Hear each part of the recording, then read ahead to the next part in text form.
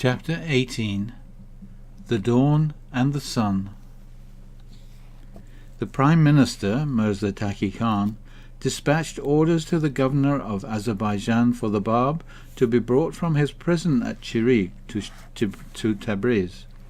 He vowed to himself that this would be the last journey the Bab ever made on earth. The governor, not suspecting the Prime Minister's intentions, sent one of his most trusted officers with a mounted escort to carry out the task. 40 days before the arrival of that officer and his soldiers at Chirik, the Bab collected all the documents and writings in his possession. He placed them in a chest, along with his pen case, his seals, and his rings. He entrusted the box to Mullah Bakhir, one of the Letters of the Living. The Bab also wrote a letter to Mirza Ahmad, who for a long time had served faithfully as his secretary.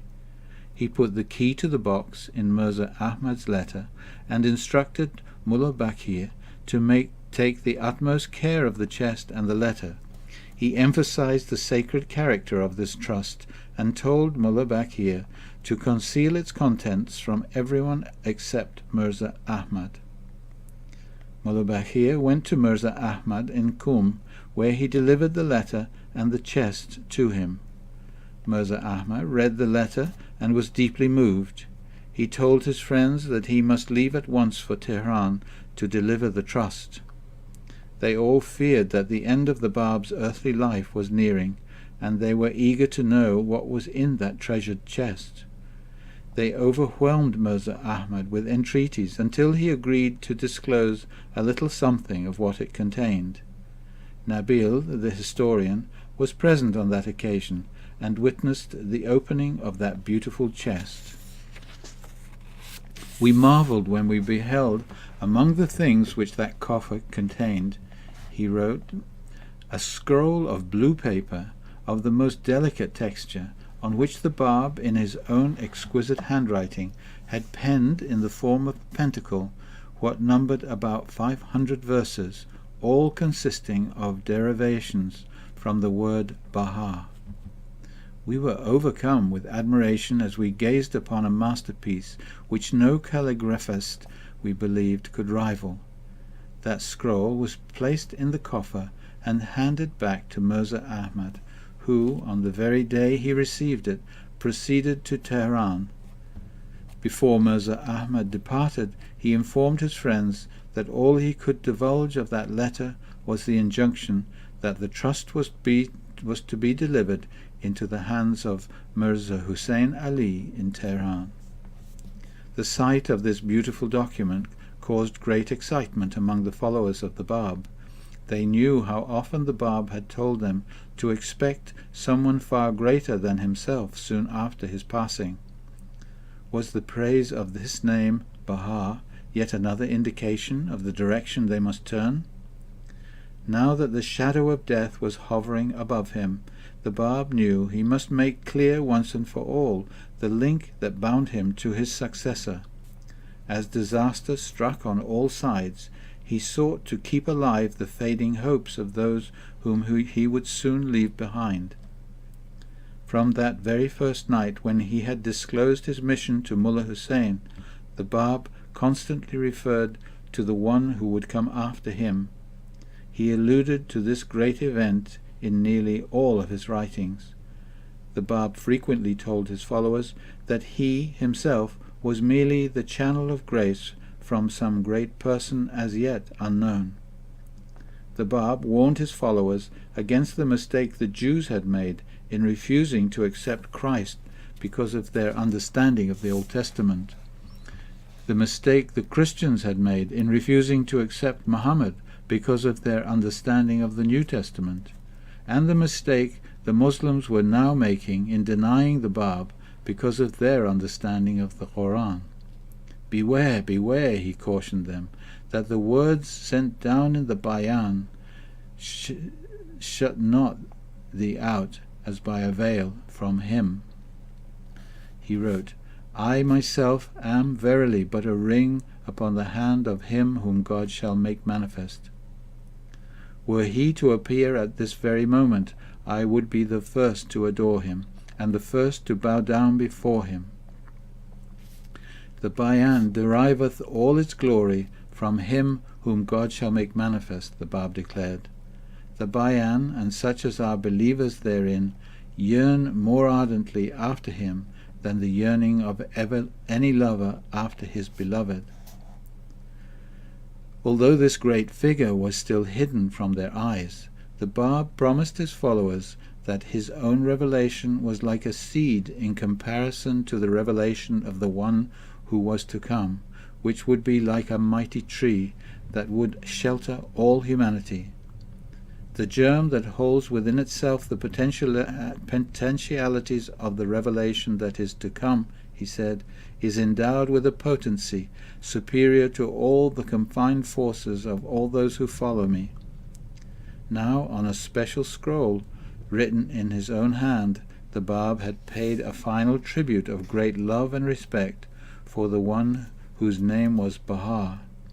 It was no longer a vague reference or a concealed intimation, but a clear hint at the very person who was destined to redeem all mankind. The Bab knew that his own hour of death was drawing near.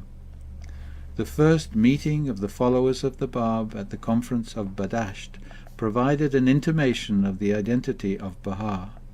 Mirza Hussein Ali was the moving figure behind that conference, at which so many of the most outstanding of the Bab's followers were present.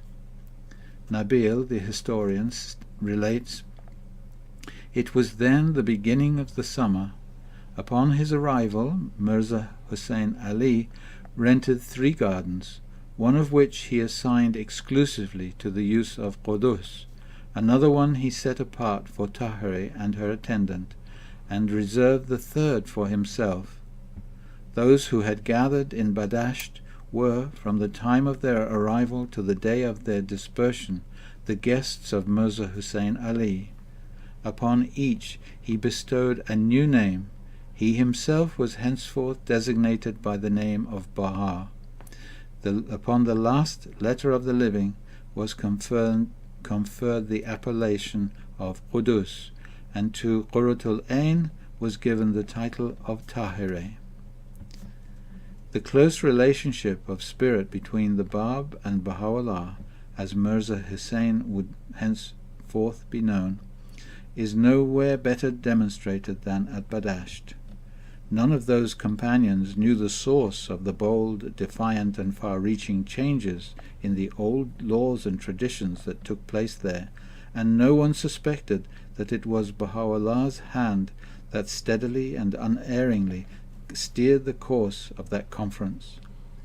To each of those who had convened at Badasht, Nabil continues, a special tablet was subsequently revealed by the Bab, each of whom he addressed by the name recently conferred upon him.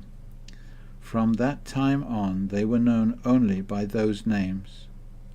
Tahiri, in a daring act of liberation, removed her veil at the conference, asserting the advances in the station of women brought about by the Bab. When some of the followers later complained about Tahiri's boldness, saying that she had been indiscreet to cast aside her veil, the Bab replied in these stirring words, "What am I to say regarding her whom the tongue of power and glory has named Tahiri, the Pure One?" At that same conference, Tahiri concluded one of her eloquent addresses by glancing toward Baha'u'llah and quoting a prophetic verse from the Quran. "Verily, amid gardens and rivers shall the pious dwell in the seat of truth in the presence of the potent king." Then Tahiri declared that she was the blast of the bugle that annulled the past ages. Dr. T.K. Cheney writes, "It is said, too, that this short speech of the brave woman was followed by the recitation by Baha'u'llah of the Surah of Resurrection. The inner meaning of this was that mankind was about to pass into a new cosmic cycle for which a new set of laws and customs would be indispensable.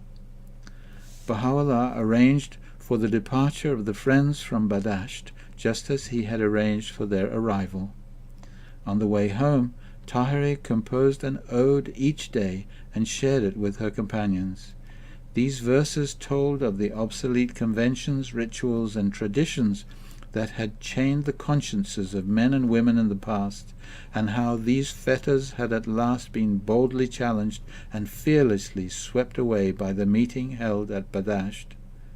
The companions memorized the odes and chanted them in unison as they walked along together. Mountain and valley echoed with the shouts of that enthusiastic band as they hailed the extinction of the old and the birth of the new day. The following pages are written to show the Bab's deep awareness of the coming of him whom God shall make manifest. They show how the Bab carefully prepared certain souls to know, recognize, love, and accept Baha'u'llah after his own martyrdom, so that the faith of God might go on to fulfill its destiny. During those earliest days, when students of Scripture in America, Europe, Asia, and Africa were expecting the advent of the Promised One, Sheikh Ahmad and Sayyid Kazim both repeatedly told their followers that the hour of his coming was now at hand. There would be twin messengers in this day, they said. They would both appear in Persia. They would follow each other in rapid succession, exactly as foretold in the Holy Scriptures. They would be the two successive trumpet blasts mentioned in the Quran for the last days, the return of Elijah followed by the Lord of hosts foretold in the Old Testament, the second woe and the third woe that would follow quickly as promised in the book of Revelation, for the day when the Lord would come quickly into his temple. The Bab himself emphasized the brief time that would separate his own mission from that of the one to come after him. Glorified art thou, O God, O my God, bear thou witness that through this book I have covenanted with all created things concerning the mission of him whom thou shalt make manifest, ere the covenant concerning mine own mission had been established. Sheikh Ahmad and Sayyid Kazim had promised their followers that some of them would live to see both these messengers of God. After the dawn, that is, the Bab's revelation, they were told they would see the promised son, meaning the revelation of Baha'u'llah. Sheikh Ahmad had been in Tehran when Baha'u'llah was born in 1817. The following historical account of his visit has been preserved. Sheikh Ahmad, who recognized in its full measure the meaning of this auspicious event, the birth of the Bab, yearned to spend the remaining days of his life within the precincts of the court of this newborn king, but this was not to be. His yearning unsatisfied, he felt compelled to submit to God's irrevocable decree and turned his face away from the city. Ere his departure from that city, he breathed a prayer that this hidden treasure of God, now born among his countrymen, might be preserved and cherished by them, that they might recognize the full measure of his blessedness and glory, and might be enabled to proclaim his excellence to all nations and peoples. Sheikh Ahmad considered the moment of Baha'u'llah's birth to be the hour foretold in the prophecy, "Ere long shall ye behold the countenance of your Lord, resplendent as the moon in its full glory, and yet ye shall fail to unite in acknowledging his truth and embracing his faith." Sheikh Ahmad also believed this to be the hour of fulfillment for those prophetic words, "One of the most mighty signs that shall signalize the advent of the promised hour is this: a woman shall give birth to one who shall be her Lord." Similar words appear in the book of Isaiah, referring to the time of the end when the promised Saviour would appear. "For thy Maker is thine husband, the Lord of hosts is his name, the God of the whole earth shall he be called." Sheikh Ahmed repeatedly impressed upon his followers the certainty of the appearance of twin messengers of God. Mirza Mahmud a follower of Sheikh Ahmad, recalls in this eyewitness account some of the excitement of those days of expectancy. "One morning at the hour of dawn," he said, "I found him, Sheikh Ahmad, fallen upon his face in rapt devotion. To my surprise he turned to me and said, 'That which I have been announcing to you is now revealed. At this very hour the light of the promised one has broken and is shedding illumination upon the world. O Mahmud, verily I say, you shall live to behold that day of days.'" Some time afterwards, while conversing with the followers of the Bab, Mirza Mahmud was informed of the date of the Bab's birthday, which is October 20, 1819. He realized that the day to which Sheikh Ahmad had referred did not correspond with this date, as there was actually a difference of 2 years. This puzzled him greatly. Long afterwards, Mirza Mahmud met a friend who told him of Baha'u'llah and shared with him some of Baha'u'llah's writings. He was moved to the depths of his soul.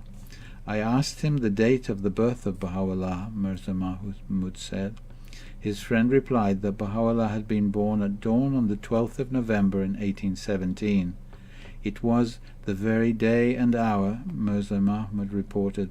"Instinctively I fell prostrate upon the ground and proclaimed, 'Glorified art thou, O my God, for having enabled me to attain unto this promised day.'"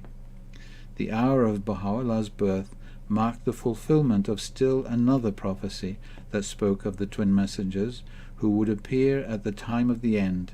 It was foretold that the herald in that day would say of him who was yet to come, "I am 2 years younger than my Lord." Sayyid Kazim, who succeeded Sheikh Ahmad, continued to prepare his followers for that approaching day. "Verily I say," he told them, "after the Qayyam, the Bab, the Qayyam, Baha'u'llah, will be made manifest. For when the star of the former, the Bab, has set, the sun of the beauty of Hussein, Baha'u'llah, will rise and illuminate the whole world." There is yet another proof of the unique oneness that linked the mission of the Bab with that of Baha'u'llah. According to the Gregorian calendar of the West, the Bab was born on October 20th, 1819, and Baha'u'llah was born on November the 12th, 1817. However, according to the Muslim calendar of the East, in Persia, the land of their birthdays fall on consecutive days, the first and second days of the month of Muharram. These twin successive holy days are celebrated as one great joyous festival. Sayyid Kazim told his followers what stress he, Sheikh Ahmad, laid upon their significance as foreshadowing the advent of those twin revelations which are to follow each other in rapid succession, and each of which is destined to suffuse the world with all its glory. How many times did he exclaim, "Well is it with him who will recognize their significance and behold their splendor." How often, addressing me, Sayyid Kazim concluded, did he remark, "Neither of us will live to gaze upon their glory, but many of the faithful among your disciples shall witness the day which we, alas, can never hope to behold." When the Bab was on his way to Tehran to meet the king, the Prime Minister gave word that he was to be turned back and sent to prison in Maku. Thus, within sight of a great victory, only 30 miles from the capital, the Bab was denied the opportunity to meet the king. In that hour of keen disappointment, a letter was delivered to the Bab at the village of Kailun. The letter came from Baha'u'llah. Nabil, the historian, records that a man named Mullah Muhammad had been commissioned by Baha'u'llah to present to the Bab a sealed letter together with certain gifts, which, as soon as they were delivered into his hands, provoked in his soul sentiments of unusual delight. The Bab's face glowed with joy as he overwhelmed the bearers with indications of his gratitude and favor. "That message," Nabil writes, received at an hour of uncertainty and suspense, imparted solace and strength to the Bab. It dispelled the gloom that had settled upon his heart, and imbued his soul with the certainty of victory. The cry, "Beloved, my well-beloved," which in his bitter grief and loneliness he was wont to utter, gave way to expressions of thanksgiving and praise, of hope and triumph. The exultation which glowed upon his face never forsook him until the day when the news of the great disaster which befell the heroes of Sheikh Tabasi again beclouded the radiance of his countenance. Abdul Karim, a devoted follower of the Bab, gives the following eyewitness account of an incident that took place one night during the Bab's stay at Culain, in the time following the delivery of Baha'u'llah's letter. My companions and I were fast asleep in the vicinity of the tent of the Bab, when the trampling of horsemen suddenly awakened us. We were informed that the tent of the Bab was vacant, and that those who had gone out in search of him had failed to find him. We heard Muhammad Beg, the captain of the Bab's escort, remonstrate with the guards. "Why feel disturbed?" he pleaded. "Are not his magnanimity and nobleness of soul sufficiently established in your eyes to convince you that he will never, for the sake of his own safety, consent to involve others in embarrassment? He, no doubt, must have retired in silence of the moonlit night to a place where he can seek undisturbed communion with God. He will unquestionably return to his tent. He will never desert us." In his eagerness to reassure his colleagues, Muhammad Beg set out on foot along the road leading to Tehran. I, too, with my companion, followed him. Shortly after, the rest of the guards was seen, each on horseback, marching behind us. We had covered about a mile, when by the dim light of the early dawn we discerned in the distance the lonely figure of the Bab. He was coming towards us from the direction of Tehran. "Did you believe me to have escaped?" were his words to Muhammad Beg as he approached him. "Far be it from me," was the instant reply as he flung himself at the feet of the Bab, "to entertain such thoughts." Muhammad Beg reassured him. Muhammad Beg bowed down at the feet of the Bab. He was too awed by the serene majesty which that radiant face revealed that morning to utter another word. A look of confidence had settled upon his countenance. His words were invested with such transcendent power that a feeling of profound reverence wrapped our very souls. No one dared to question him as to the cause of so remarkable a change in his speech and demeanour, nor did he himself choose to allay our curiosity and wonder. Nabil records in the Dawnbreakers another time when Baha'u'llah wrote to the Bab. The letter was sent from Tehran to the Bab while he was in the prison at Shirik. Shortly after, Nabil states, a reply, penned in the Bab's own handwriting, was received. The Bab made specific promises to certain of his followers that they would meet the one whose coming he had foretold. Some of them he carefully prepared for that meeting.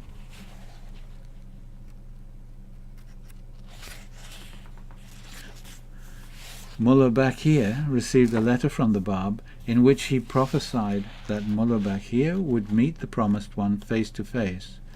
To Saya, another disciple, he made the same verbal promise. To Azim, the Bab wrote a special tablet in which he gave the name and foretold the approaching advent of this one whom they were all awaiting. All of the Bab's promises were fulfilled. Sheikh Sultan was also one of the followers who received such a promise. He journeyed to Shiraz with a friend by the name of Sheikh Hassan. They were both eager to meet the Bab, but Sheikh Sultan fell ill before his wish was fulfilled. One night he received a message saying that the Bab had heard of his illness and would visit him after dark.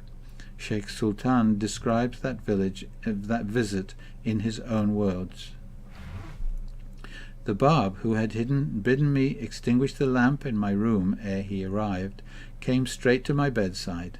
In the midst of the darkness I was holding fast to the hem of his garment, and was imploring him to allow me to sacrifice myself for thee, for no one else except thee is able to confer upon me this favour. O Sheikh, the Bab replied, it behoves us both to cling to the garment of the Best Beloved, and to seek from him the joy and glory of martyrdom in his path. Rest assured, I will in your behalf supplicate the Almighty to enable you to attain his presence. Remember me on that day, a day such as the world has never seen before. The allusion of the Bab that night to his Best Beloved excited my wonder and curiosity. I was sorely perplexed, and knew not how to unravel this mystery. When I reached Karbala and attained the presence of Baha'u'llah, I became firmly convinced that he alone could claim such affection from the Bab, and he and only he could be worthy of such adoration. Sheikh Sultan's companion on that trip to Shiraz, Sheikh Hassan, was given the same promise by the Bab. He has testified to that promise in the following account. Addressing me one day, he said, "You should proceed to Karbala, and should abide in that holy city, inasmuch as you are destined to behold with your own eyes the beauteous countenance of the promised Hussein. As you gaze upon that radiant face, do also remember me. Convey to him the expression of my loving devotion." He again emphatically added these words, "Verily I say, I have entrusted you with a great mission. Beware lest your heart grow faint, lest you forget the glory with which I have invested you." Soon after, I journeyed to Karbala and lived as bidden in that holy city. What afflictions befell me at the hands of the Sheikhis, those who professed to be followers of Sheikh Ahmad, and yet failed to recognize the Bab, I patiently submitted to the indignities inflicted upon me. For 2 years I lived in that city. While I was passing by the gate of the inner courtyard of the shrine of the Imam Hussein, my eyes for the first time fell upon Baha'u'llah. What shall I recount regarding the countenance which I beheld, the beauty of that face, those exquisite features which no pen or brush dare describe? His penetrating glance, his kindly face, the majesty of his bearing, the sweetness of his smile, the luxuriance of his jet-black flowing locks, all left an indelible impression upon my soul. How lovingly he advanced towards me. He took me by the hand, and in a low tone, which at once betrayed power and beauty, addressed me. He walked with me all along the market street, and in the end he said, "Praise be to God, that you have remained in Karbala, and have beheld with your own eyes the countenance of the promised Hussein." I recalled instantly the promise which had been given me by the Bab. His words, which I had regarded as referring to a remote future, I had not shared with anyone. These words of Baha'u'llah moved me to the depths of my being. I felt impelled to proclaim to a heedless people at that very moment, with all my soul and power, the advent of the promised Hussein. He bade me, however, repress my feelings and conceal my emotions. "Not yet," he breathed into my ears.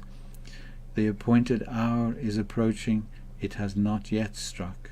Rest assured and be patient." From that moment all my sorrows vanished. My soul was flooded with joy.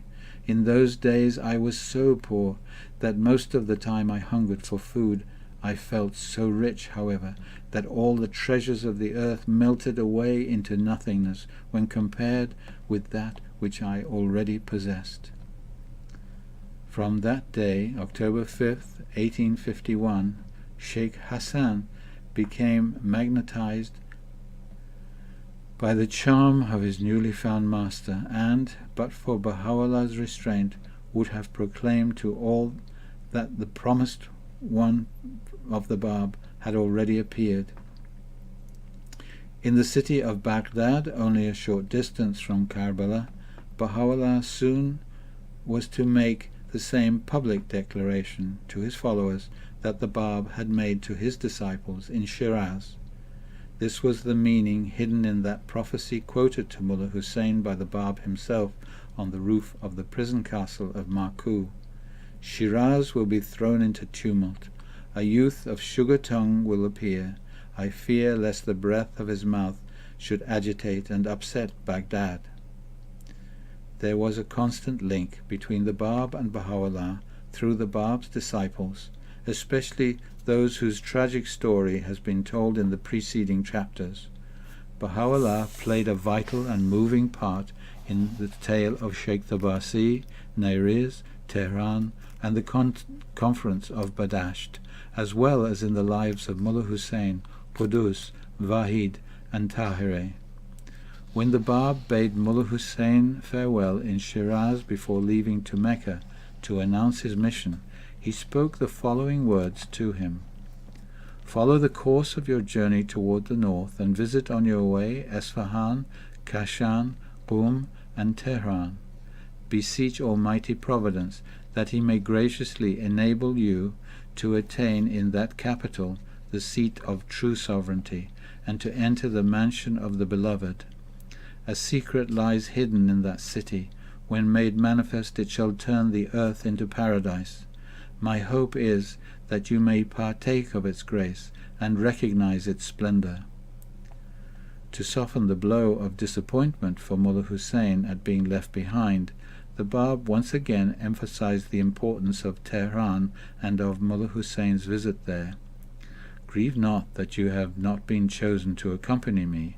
I shall instead direct your steps to that city which enshrines a mystery of transcendent holiness, as neither Hejaz nor Shiraz can hope to rival."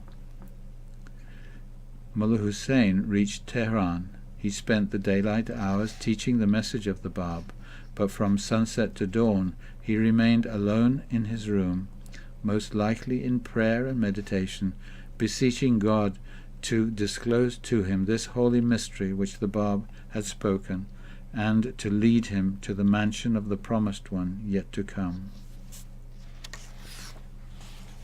Mullah Hussein met Mullah Muhammad of Nur at this time. Mullah Hussein asked him if he knew of anyone from the family of the late Mirza Burzorg of Nur, a man renowned for his character, his charm, and his artistic and intellectual attainments, who was particularly distinguished above others. "Yea, among his sons now living, one has distinguished himself by the very traits which characterized his father," Mullah Muhammad told him.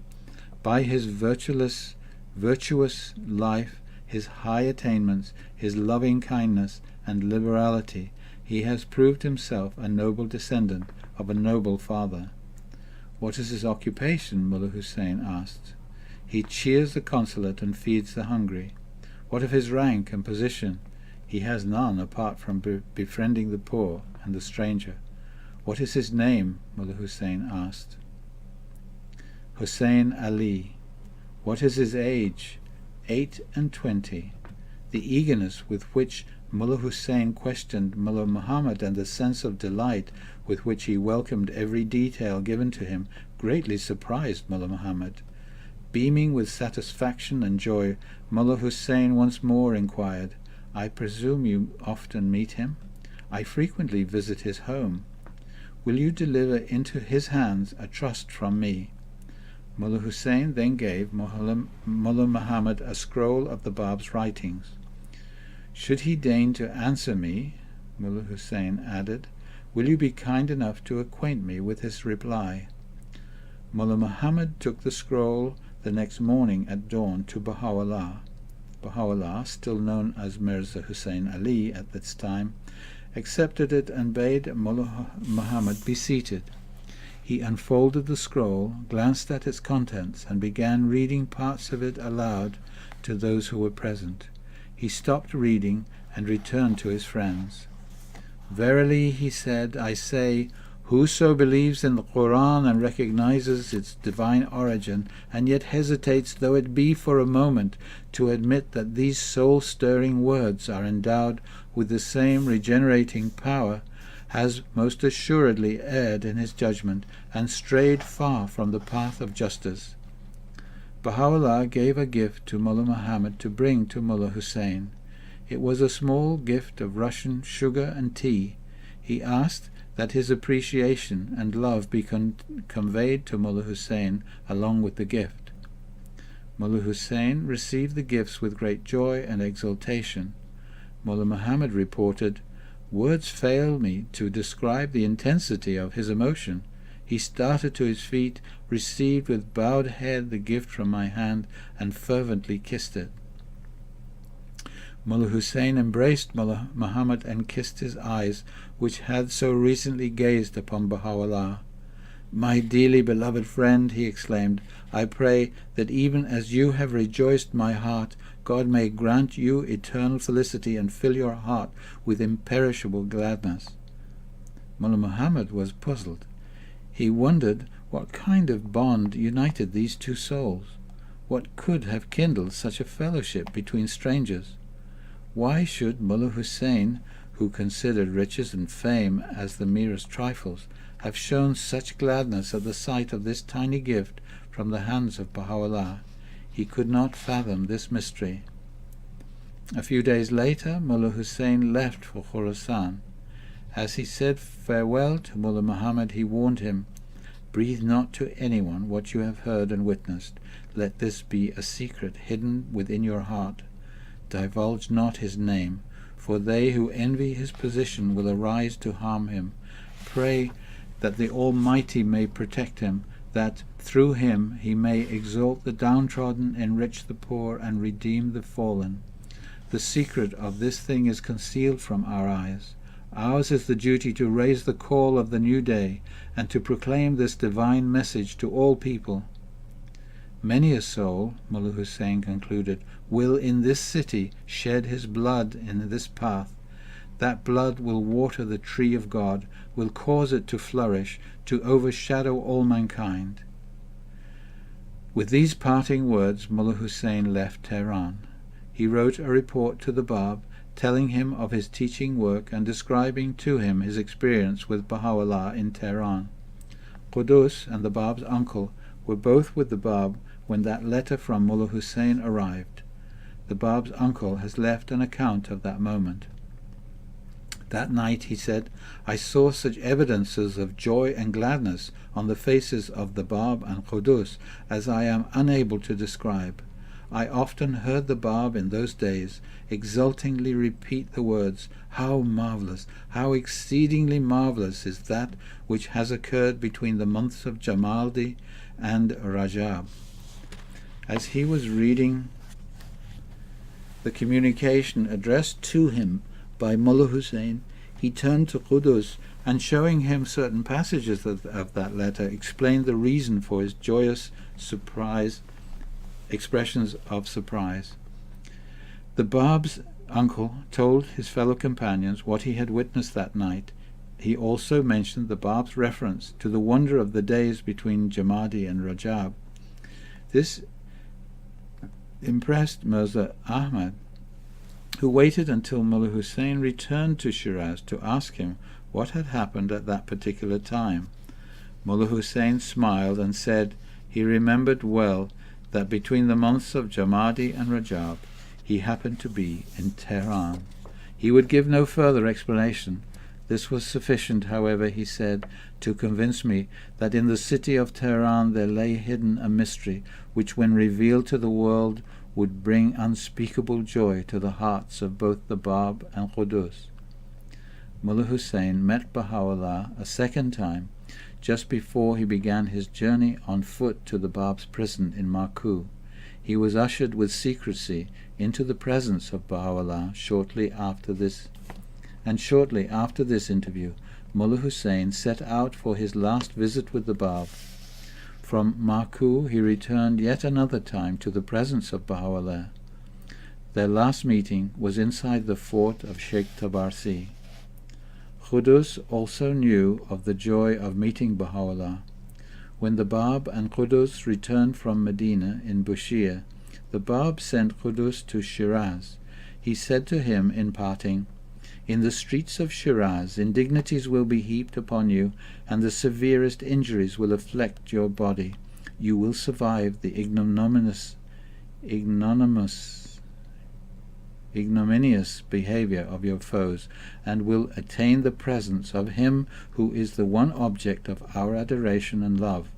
In his presence you will forget all the harm and disgrace that have befallen you. Qudus suffered greatly in Shiraz. From thence he went to Tehran, where he was admitted into the presence of Baha'u'llah, and all of the Bab's promises came true.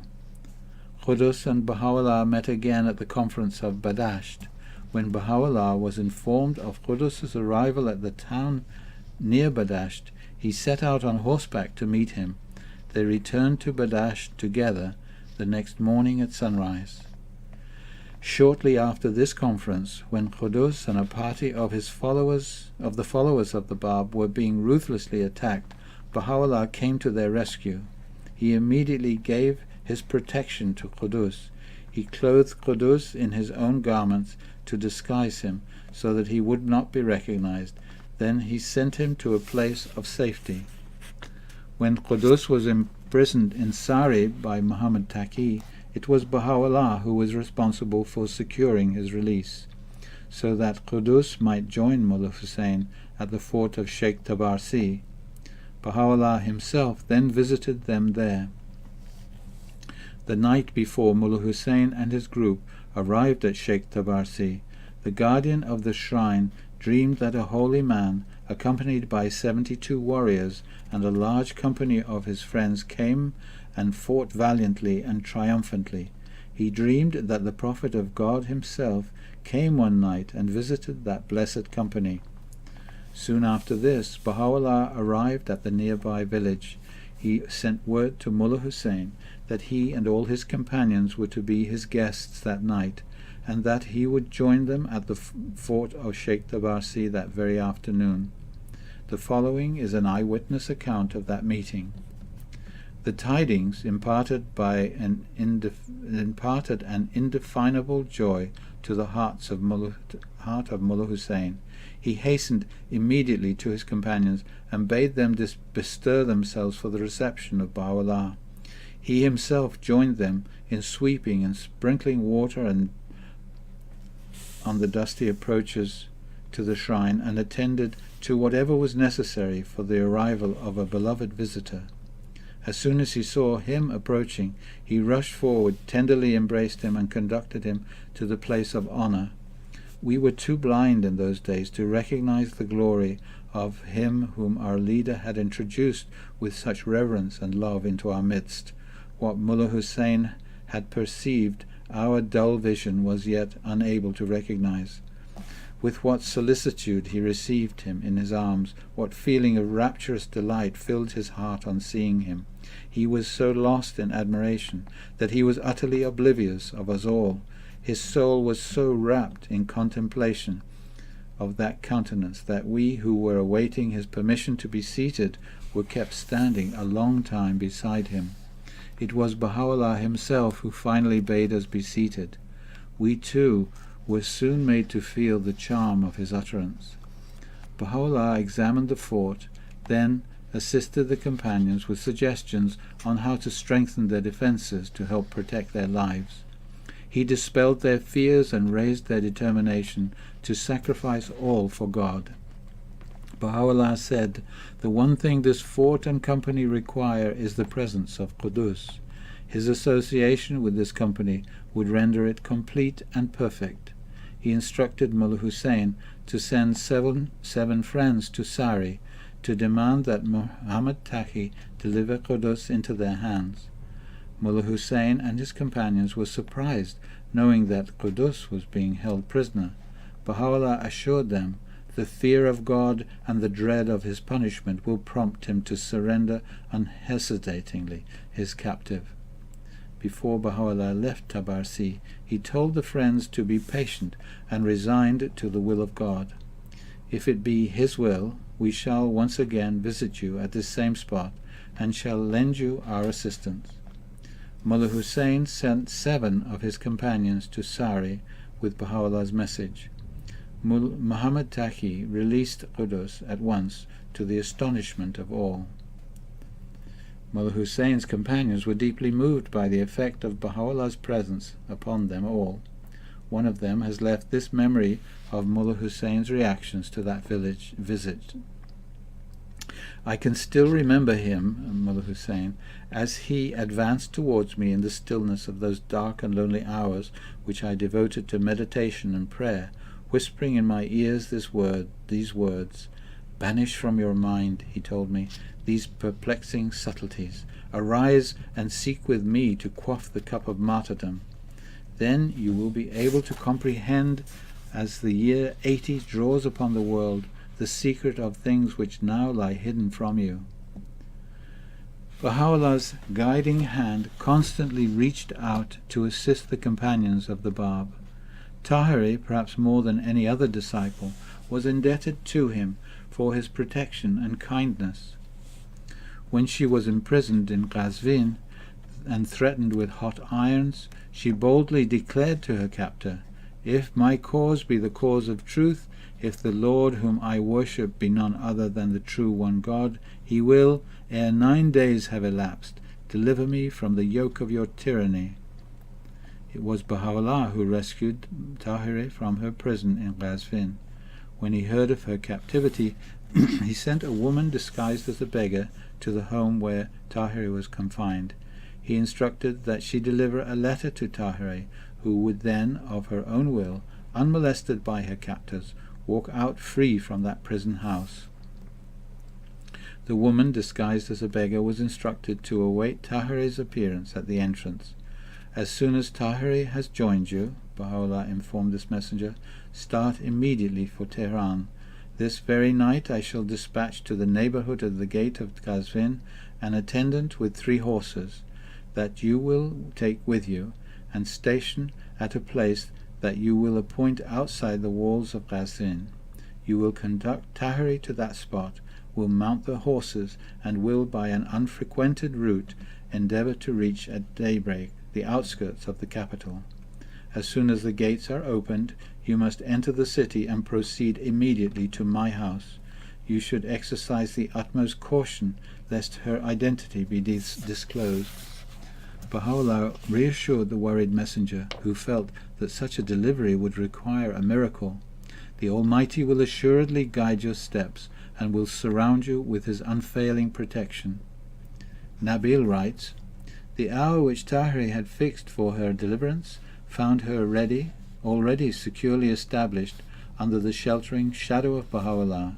She knew full well into whose presence she had been admitted. She was profoundly aware of the sacredness of the hospitality she had been so graciously accorded. She perceived through her own intuitive knowledge the future glory of Baha'u'llah. I have myself been shown in Tehran, Nabil affirms, the verses which she in her own handwriting had penned, every letter of which bore eloquent testimony to her faith in the exalted missions of both the Bab and Baha'u'llah. Baha'u'llah rescued Tahiri another time immediately after the conference of Badasht. On the way to their homes, the party had stopped in the village of Niyala. They were camped at the foot of a mountain when suddenly, at the hour of dawn, they were awakened by a shower of stones. The people of the village were hurling rocks at them from the top of the mountain. The attack was unexpected and fierce.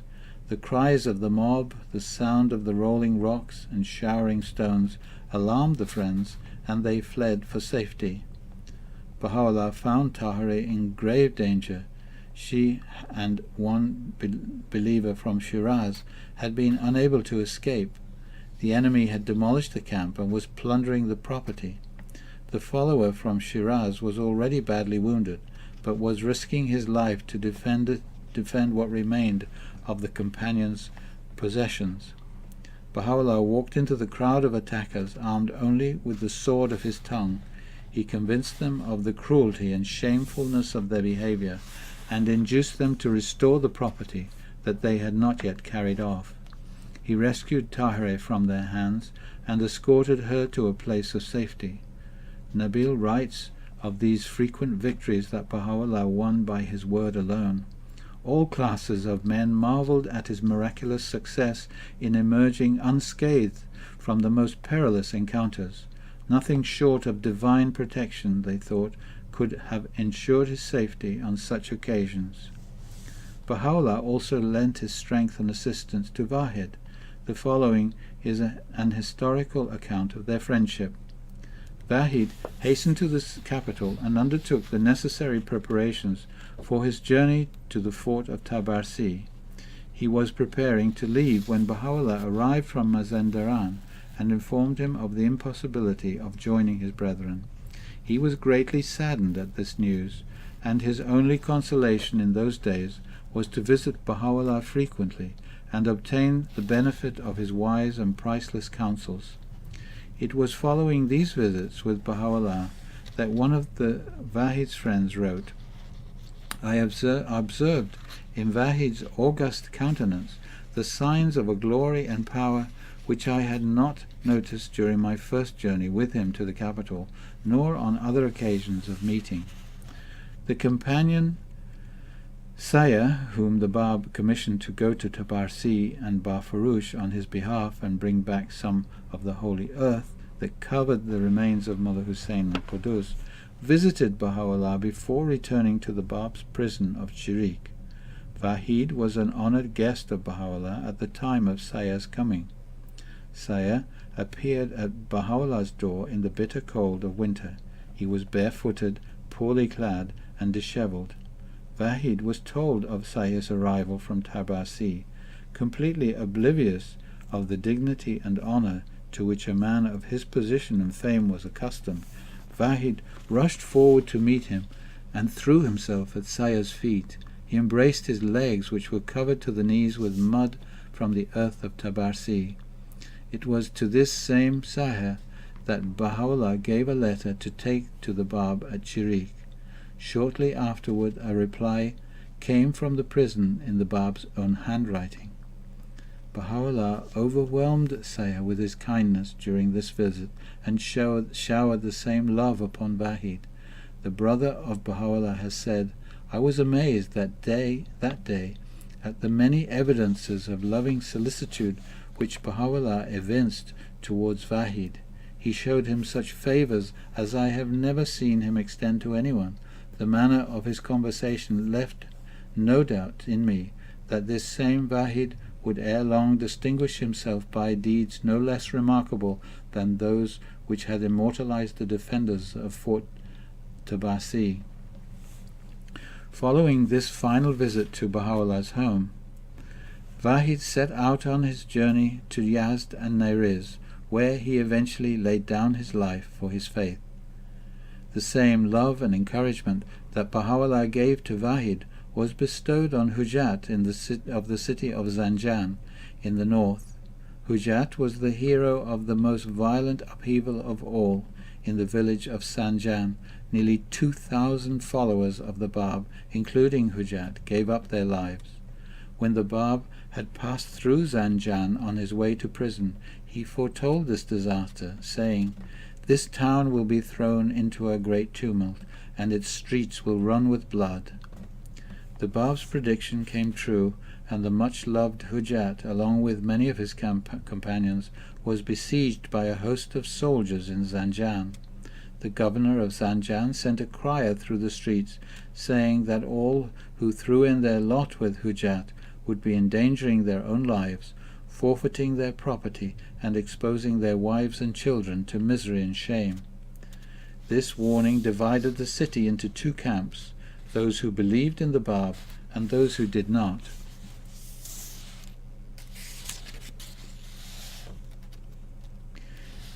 There were pathetic sights of families being separated by their belief or lack of belief in the Bab. Fathers turned away from their sons, wives from their husbands, children from their mothers. Every tie of worldly affection seemed to be dissolved on that day. Zanjan became a city of panic. Men ran frantically to and fro, trying to collect their wives and children and to persuade them to stand with them. Families divided their belongings and their children. Many wept over what they had to abandon. Whole houses were deserted. When a man, a woman, or a child would tear himself or herself from family and friends and rush to the support of Hujat, A cry of joy would go up from one camp, and a moan of despair from the other. It was such a day as foretold by Christ regarding the days of the end, when brother shall deliver up brother to death, and father the child, and the children shall rise up against their parents, and cause them to be put to death. This was the day similarly prophesied by Muhammad, the day on which man shall fly from his brother and his mother and his father and his wife and his children.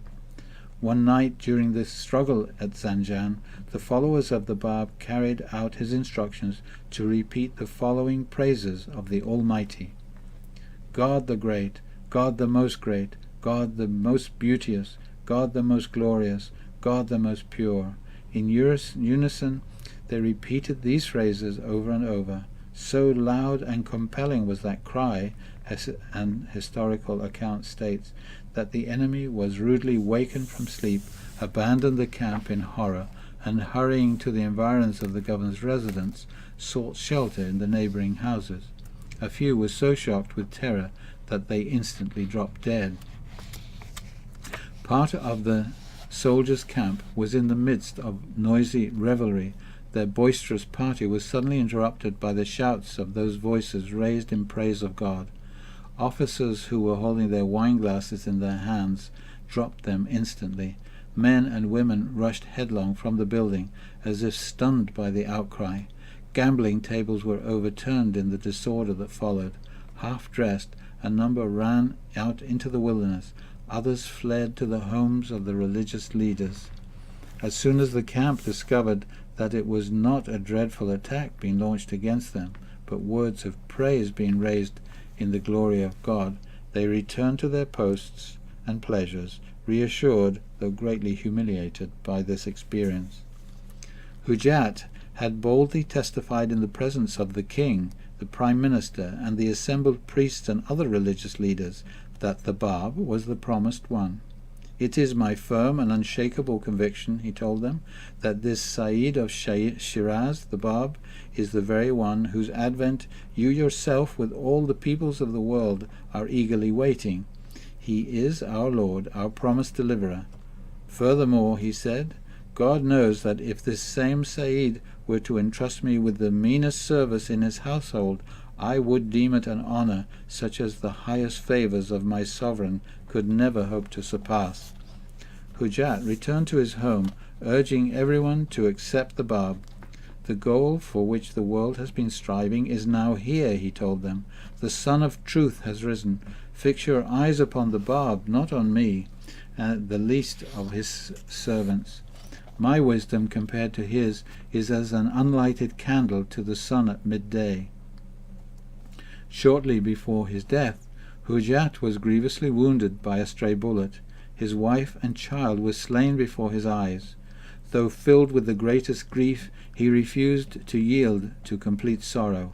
He would not permit himself to become one who begs for this world's favors. He cried out in his pain, "The day whereon I found thy beloved one, O my God, I foresaw the woes that I shall suffer for thee. Great as have been until now my sorrows, they can never compare with the agonies that I would willingly suffer in thy name.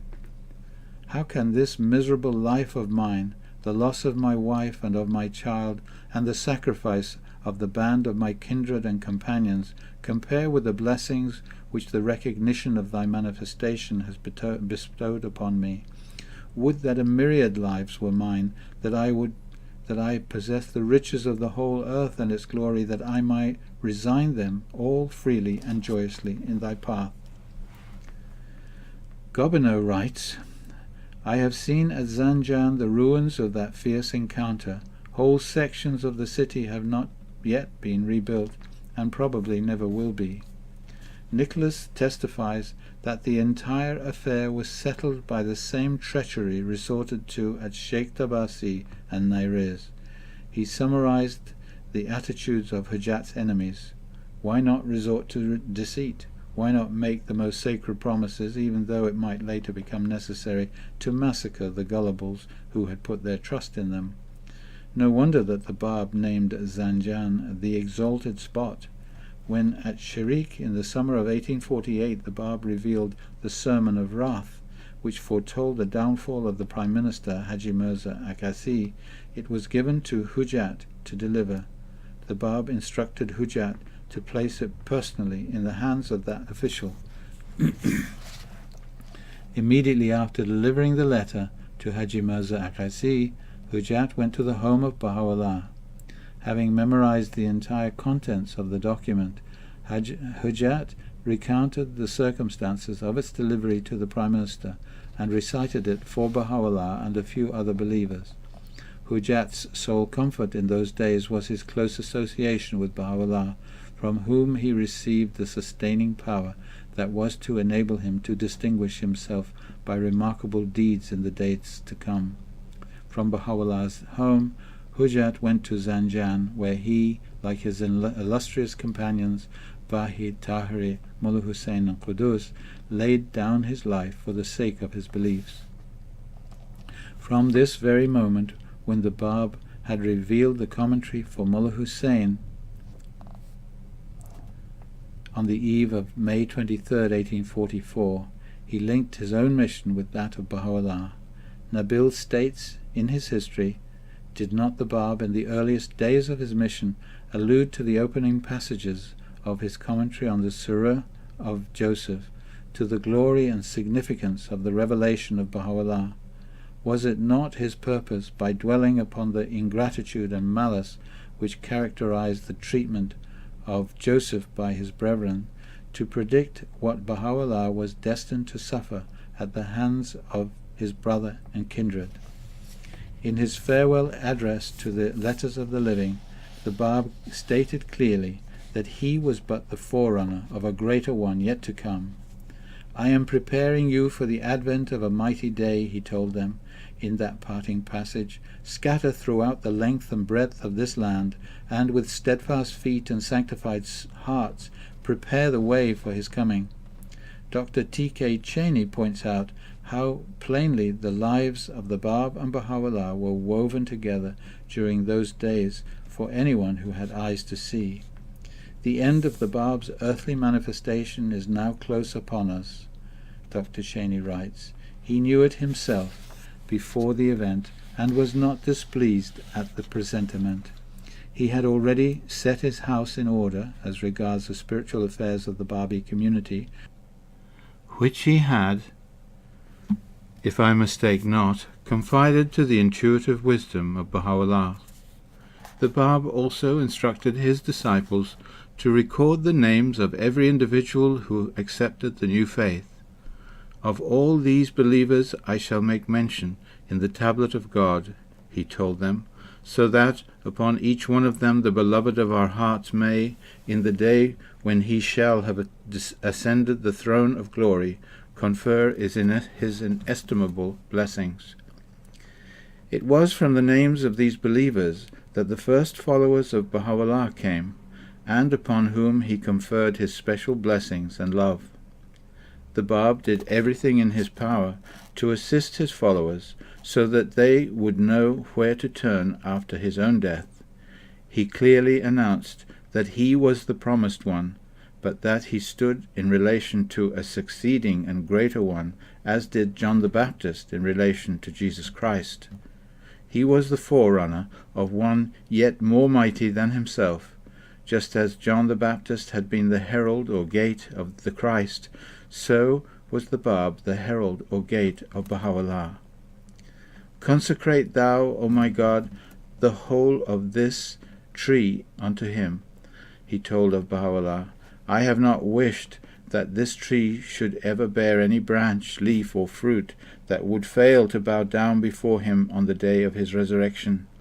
And behold, shouldst thou behold, O my God, any leaf, branch, or fruit upon me that hath failed to bow down before him on the day of his resurrection, cut it off, O my God, from that tree, for it is not of me. Ere 9 years will have elapsed from the inception of this cause, the Bab wrote in another place, even pointing out the exact year of Baha'u'llah's coming, the realities of the created things will not be made manifest. Be patient, until thou beholdest a new creation. In the year 9 you will attain unto all good. In the year 9 you will attain unto the presence of God. Before 9 years had elapsed, in fact, during the course of the 9th year, 1853, Baha'u'llah's mission began, thus fulfilling not only the promise of the Bab and that of Sheikh Ahmad and Said Kazim, but also the Islamic tradition that said, in the year 1844, the earth shall be illumined by his light. If thou livest until the year 1853, thou shalt witness how the nations, the rulers, the peoples, and the faith of God shall have been renewed. The Bab's challenging words, written at Marku, seal forever the bond that unites him with Baha'u'llah. Well is it with him who fixeth his gaze upon the order of Baha'u'llah, and rendereth thanks unto his Lord, for he will assuredly be made manifest. I verily am a believer in him, the Bab declares to the world, and in his faith, and in his book, and in his testimonies, and in his ways, and in all that proceedeth from him concerning them. Baha'u'llah, on his part, had such a love for the Bab that he would not let him suffer any pain, indignity, or humiliation in which he, Baha'u'llah, did not share. The Bab was first confined in the house of the chief constable of Shiraz. Shortly after this, Baha'u'llah was confined in the house of one of the religious leaders of Tehran. The Bab's second imprisonment was in the castle of Marku. That of Baha'u'llah followed when he was imprisoned in the residence of the governor of Amul. The Bab was scourged in the prayer house of the high priest in Tabriz. The very same punishment was inflicted shortly after this upon Baha'u'llah in the prayer house of a religious leader in Amul. The Bab's third imprisonment was in the castle of Chirik. That of Baha'u'llah followed in the Black Pit dungeon of Tehran. The Bab was struck in the face with missiles in the streets of Tabriz. Baha'u'llah was pelted with stones and struck in the face with a rock on his way to the prison in Tehran. The Bab was slain in the public square of Tabriz. Baha'u'llah underwent nearly half a century of living martyrdom. He was exiled and imprisoned for 40 years. He was set upon by assassins in Baghdad. He was poisoned in Adrianople. To his grave, Baha'u'llah carried the scars of the enormous prison chains that had torn the flesh from his shoulders. Nabil recounts in his history, the Bab, whose trials and sufferings had preceded, in almost every case, those of Baha'u'llah, had offered himself to ransom his beloved from the perils that beset that precious life, whilst Baha'u'llah, on his part, unwilling that he who so greatly loved him should be the sole sufferer, shared at every turn the cup that had touched the Bab's lips. Such love no eye has ever beheld, nor has mortal heart conceived such mutual devotion. If the branches of every tree were turned into pens, and all the seas into ink, and the earth and heaven rolled into one parchment, the immensity of that love would still remain unexplored, and the depths of that devotion unfathomed. Their missions were bound together for eternity.